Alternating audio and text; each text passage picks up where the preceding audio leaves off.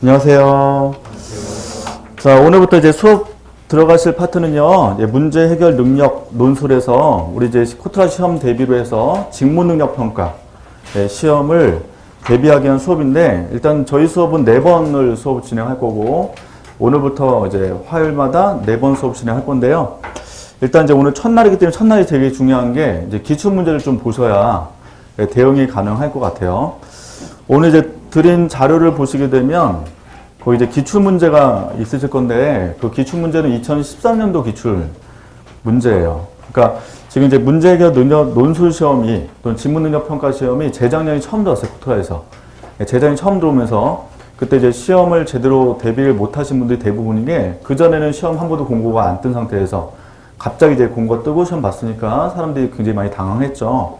그래서 그때 이제 시험 보신 분들이 요 시험 때 많이 당황하셨는데, 작년과는 또 다르게 작년은 이제 경제 논술의 축약형으로 시험지 나왔어요.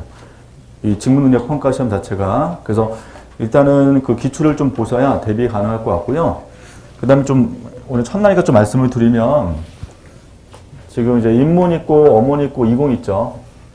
인문 계열, 그 다음에 이공 계열, 어문 계열 이렇게 있는데, 일단 인문 이공은 알다시피 직무 능력 평가 시험 이렇게 돼 있죠. 평가 이렇게 돼 있고, 자, 어문 계열은 직무 능력 평가 시험 봐요, 안 봐요? 거기 안 본다라고 돼 있죠. 없고 대신 뭘로 돼 있죠? 내용이 쓰기, 쓰기 돼 있죠. 쓰기. 이렇게 됐는데, 여기 이제 직무 능력 평가 시험을 쓰기로 시험 내는 거예요, 어문 계열은.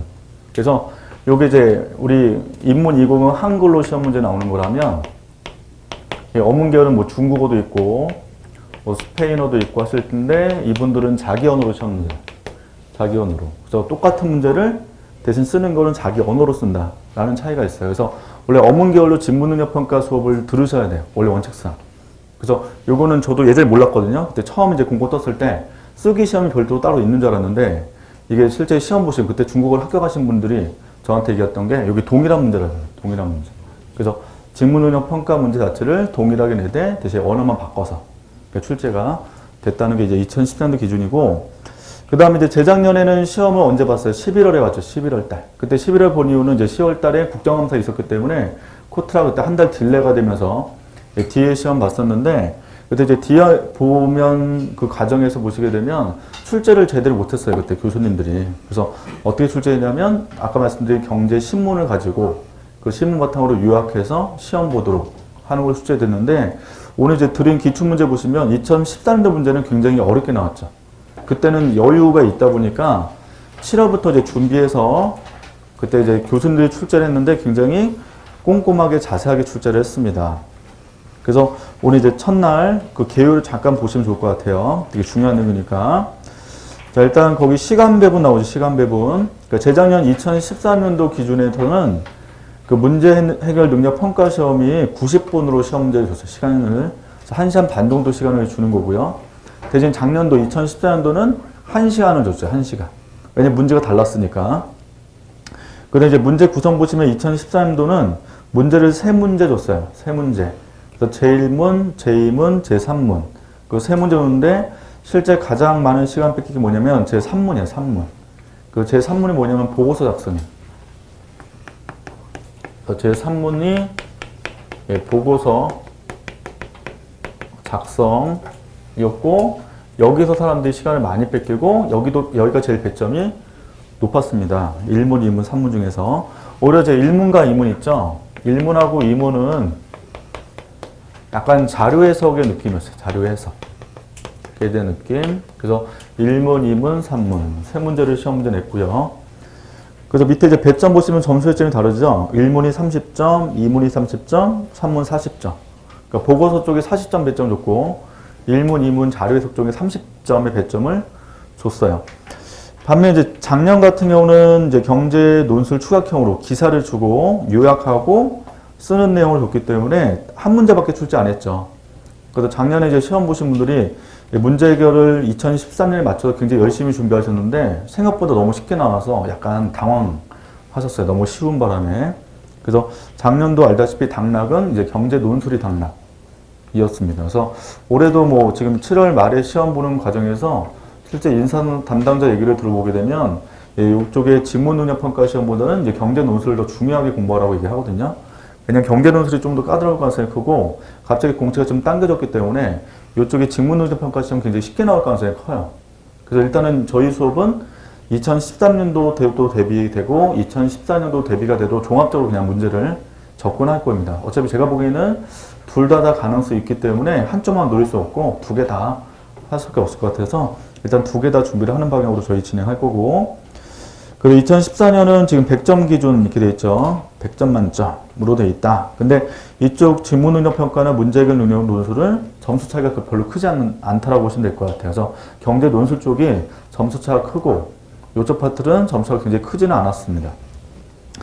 자, 그다음에 4번의 유의사항 보시게 되면 그 2013년도 시험 봤을 때 그때 유의사항을 그 시범제 안에 내용 넣어놨는데 일단 문제들은 반드시 감독관이 제출하기 때문에 회수가 안 되고요.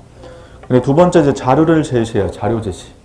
그건 자료 제시할 때 그 자료를 바탕으로만 여러분들이 답을 해주셔야 된다. 가끔 본인들이 아는 공부한 내용을 바탕으로 쓰는 경우 있는데 절대 그러시면 안 되고 자료의 근거 자료를 바탕으로만 여러분들이 서술해야 되기 때문에 본인의 주관적 평가 절대 들어가시면 안 돼요. 자, 그래서 2번을 이제 조심하시면 되겠죠. 자, 그럼 이제 이 페이지 가보시면 자, 문제해결 능력 풀이 요령이 있습니다. 제1과제, 제2과제, 제3과제, 제4과제 네 가지 지금 내용 놓았는데 일단 제1과제는 2013년도에 기출된 문제를 바탕으로 제가 문제를 넣어놨는데요. 요거는 100% 복원이에요. 100%.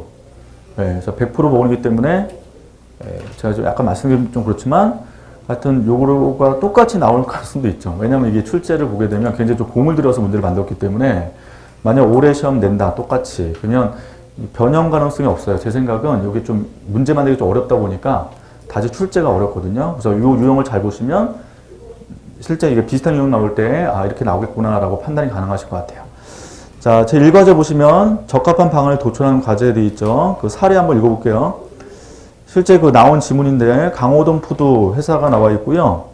불고기 비빔밥 등 한식 메뉴에서 피자, 뷔페 등 양식 문제에 이르기까지 다양한 외식 메뉴 전문 체인점 운영 중인 종합 외식 서비스 기업이다. 이렇게 지문 나와 있었고 그때 푸드 회사가 6개 브랜드 외식 업종을 해외 지점 개설을 고려하고 있대요. 이때 후보 도시가 뉴욕, 호주 브리즈번, 중국 상해이다. 이렇게 나와 있고 이때 해당 도시를 비교하기 위해서 소득 수준, 동종 경제업체 수, 평균 임대료 등 세계 기준을 제시해서 그 내용을 문제 지문에 줬어요. 자, 밑에 당신은 강호동 그룹의 사원으로서 조사된 자료를 바탕으로 각 브랜드별로 해외 지점 개설에 가장 적합한 지역을 분석하여 제출해야 된다. 라고 되어 있고요. 이때 조건 있죠, 조건. 이 조건을 잡으셔야지. 동일 브랜드가 두 도시에 동시에 진출할 수 없고 한 도시에 두 개를 초과하는 브랜드가 진출할 수도 없다. 자, 이 조건 하에서 자, 밑에 답안 예시되어 있죠? 여러분들이 거기 표에 있는 거를 채우는 거예요. 1번 과제가. 그래서 왼쪽에 이제 브랜드명이 있고 오른쪽에 도시가 있잖아요. 그 도시에 이제 넣는 거예요. 브랜드명을.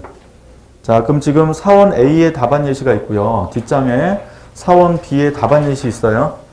그러면 둘 중에 여러분들이 틀린 걸 찾고 두 답안 예시가 틀린 거 찾고 그 다음에 왜 틀린지 쓰시오 이거예요. 예를 들면 1번 과제가.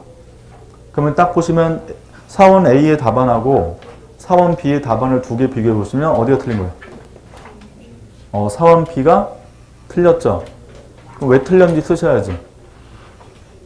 그럼 사원 B의 답안 예시 거기다 쓰신단 말이에요. 실제 시험장에서.